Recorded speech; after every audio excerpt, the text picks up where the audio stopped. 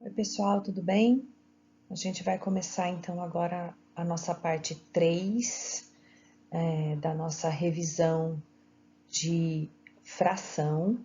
E hoje nós vamos trabalhar a raiz quadrada e a raiz utilizando fatoração por número primo, por isso que eu chamei aqui de raiz fatorada. Então vamos lá. Aqui a gente tem raiz quadrada de frações representadas aqui como exemplo, né? No caso de todas essas, a gente tem números aqui formando as nossas frações, que eles têm raízes quadradas que são exatas, e a grande maioria deles que está aqui está naquela nossa tabuadinha do Pitágoras, na diagonal da nossa tabuada. Então, para quem tem dificuldade ou não sabe, é só olhar lá, né? Então, aqui no primeiro, a gente tem 4 nonos. Então, a raiz, vocês vai sempre tirar a raiz dos dois números da fração, tá? Então, raiz quadrada de 4 é 2, raiz quadrada de 9 é 3, e você extraiu a raiz de uma fração. A mesma coisa no de baixo, a raiz quadrada do 9 é 3 e do 81 é 9. No caso desse, você consegue ainda, já que os dois números são múltiplos de 3, você consegue fazer a divisão e separar aqui 1/3 como resposta. Dividiu 3 por 3 deu 1, dividiu 9 por 3 deu 3. A gente vai fazer agora essa daqui. Aqui a gente tem raiz quadrada de 4 é 2, raiz quadrada de 25 é 5. Você não precisa ficar transformando tudo isso em decimal também, tá, gente? Se você está trabalhando fração e a sua resposta deu fração, deixa a fração ali quietinha, você não vai sofrer com isso, tá? Aqui a gente tem o 16, então a raiz quadrada de 16 é 4, a raiz quadrada de 49 é 7. Nesses dois últimos, a gente tem números um pouquinho maiores do que o valor lá do 100, que é o último número da nossa tabuada, né? Mas esses eu acredito que vocês já tenham visto, e a raiz quadrada deles também não é difícil de decorar. Então, a raiz quadrada do 144 é o 12, porque 12 vezes 12 dá 144. E a raiz quadrada do 9 é 3. E aqui, como na letra B, você pode efetuar a divisão. 12 dividido por 3 dá 4. Tá? E nesse último aqui de baixo, são dois números um pouquinho maiores do que o 144, mas eles estão na sequência. 169, a raiz é 13, e 196, a raiz é 14. E aí parou aqui, acabou, e você extraiu raiz quadrada dos números aqui, todos eles fracionários. Acredito que essa parte aqui não seja tão complicada assim, já que vocês têm a tabuada para olhar, tá? O que acontece quando a gente tem uma raiz de um número que não tem raiz exata? Eu não coloquei aqui em exemplo de fração, mas a gente pode até fazer um depois, tá? Eu coloquei aqui dois valores de números que não têm raiz exata e que você vai precisar usar os números primos para poder encontrar a raiz deles. O que são os números primos? São aqueles números que são divisíveis somente por eles mesmos e por 1. Então, a gente tem uma sequência de números primos que eu espero que vocês conheçam lá da escola, né? O único primo par que a gente tem é o 2. Depois eu tenho o 3, o 5, o 7, o 11, o 13, o 17 e assim por diante, tá? Como que a gente vai fazer a divisão, então, e como que a gente vai encontrar a raiz desses números que estão aqui dentro dela?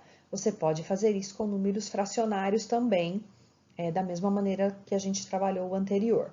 Então, eu vou pegar aqui o 75, que é o número que está dentro dessa raiz, eu vou copiar ele aqui do lado e a gente vai puxar um risquinho. 75 é um número que não é par, então a gente não pode usar o 2 para fazer a divisão dele. Mais 75 é um número que, se eu somar o 7 com o 5, eu encontro 12, e o 12 é um múltiplo de 3. Então, eu consigo fazer a divisão por 3. Isso são regrinhas de divisibilidade que eu imagino que vocês também saibam, tá? Aí, a hora que a gente divide 75 por 3, a gente encontra 25 como resposta. Ah, Roberto, eu não consigo fazer essa conta de cabeça. Então, faz aí num papelzinho de rascunho, faz a divisãozinha e você vai encontrar esse valor.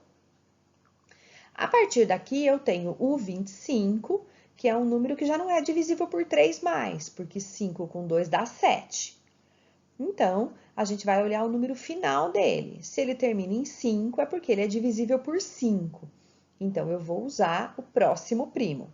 Então, 25 dividido por 5 dá 5. 5 dividido por ele mesmo dá 1.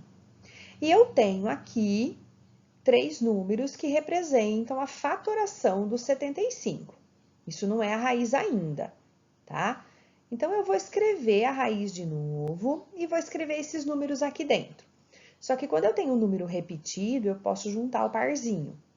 Então, eu vou copiar o 3 e eu estou fazendo uma raiz quadrada. Então, eu junto o parzinho de 5 da seguinte maneira, sempre multiplicando aqui dentro, 5 ao quadrado, porque eu tenho 2. Se eu tivesse 3, era 5 ao cubo. Se eu tivesse 4, era 5 à quarta, tá? O que vai acontecer aqui agora? Esse número 5, que está elevado ao quadrado, ele pode ser simplificado, esse quadrado, com o 2 do índice da raiz.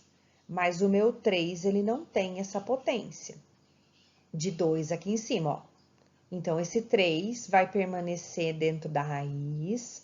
Quem não tem o expoente é que fica dentro. Quem tem o expoente 2, a gente simplifica e ele cai para fora. E esse aqui é o valor aproximado da raiz dos 75. Raiz de 3 também não é exata, então você não precisa resolver a conta. Você vai deixar ela indicada assim, 5 raiz de 3, tá? A gente pode fazer exatamente a mesma coisa com essa raiz de 700 que tá aqui. Para facilitar e a gente não ter que fazer uma fatoração muito grande, a gente pode escrever os 700, e isso é uma coisa que dá para a gente fazer sempre que a gente tiver número que termine em 0, né? Seja ele 70, 700, 7.000, 70.000, enfim, né? Sempre que ele terminar em zeros, a gente pode separar o número da seguinte maneira. Como eu tenho 2 zeros aqui, ó, quer dizer que eu fiz alguma coisa vezes 100. Então, eu posso abrir a raiz de novo, escrever o número que está aqui na frente, que no caso é o 7, separado, e escrever o 100, porque 7 vezes 100 é 700 do mesmo jeito. Então, eu já separei, é uma outra maneira da gente estar, vamos dizer assim, fatorando a nossa fração, o nosso número, né, para extrair aí da raiz. Então, esse 100 eu conheço a raiz dele. Raiz de 100 é 10. E o 7 é um número primo e ele não tem raiz exata. Então, da mesma maneira que eu mantive o 3 dentro da raiz nesse anterior, eu vou manter o 7 dentro da raiz nesse próximo. E a gente fez aqui a fatoração do 700 e a gente extraiu a raiz dele, tá? Um pouquinho diferente um do outro, mas são opções também. Aqui embaixo eu vou colocar um exemplo agora de um número que tem raiz, para extrair a raiz de um número que seja uma fração. Então, por exemplo, 32 50avos. Nenhum deles tem raiz exata. Então, a gente vai fazer a fatoração dos dois. Eu vou copiar o 32 e vou fatorar. Como o 32 é par, vou dividir pelo primo par. Então, vai dar 16, vai dar 8, 4, 2 e 1. E aí, do mesmo jeito que a gente fez aqui no 75, eu vou juntar os parzinhos, ó. Só que aqui eu tenho 2 parzinhos e um sobrando.